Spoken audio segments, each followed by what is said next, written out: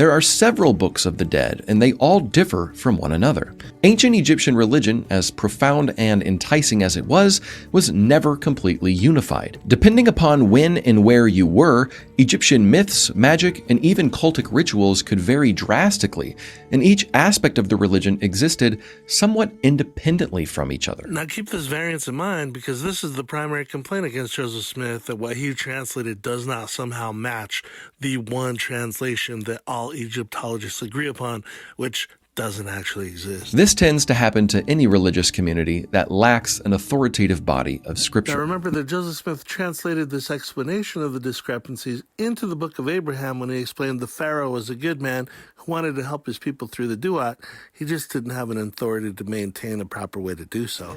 Because of this, religious texts in ancient Egypt were subject to change and could be used slightly differently depending upon the individual beliefs of the community. One of the most bizarre things about the Egyptian Book of the Dead is the way that it's structured, or rather, not structured, because there seems to be no official way that the Book of the Dead was consistently organized. As a matter of fact, many times the text of varying books of the dead were so garbled that they appeared under the wrong vignettes. In other words, you would read a text about prayer to the sun god Re, and the image would be one about using magical spells to enter a sacred gateway.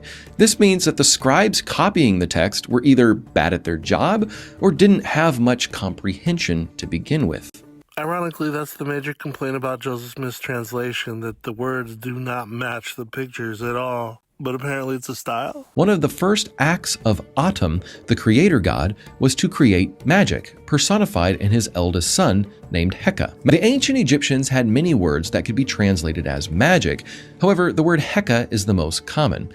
Heka is also the name of the god of magic, which sometimes causes translators to be confused if the word should be translated as Heka, meaning the god, or Heka, meaning magic. Now remember, Heka is the creator's firstborn son given to humans so that they can do great things with their lives. The power of creation wasn't found in God's mighty muscles, and it wasn't an appeal to physical strength, but rather God created through the power of thought, leading to word, leading to manifestation, or image.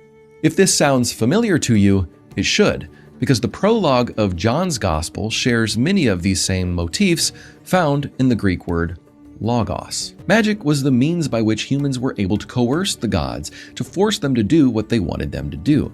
This may sound blasphemous at first, but there is a point in which the line between prayer and magic starts to blur.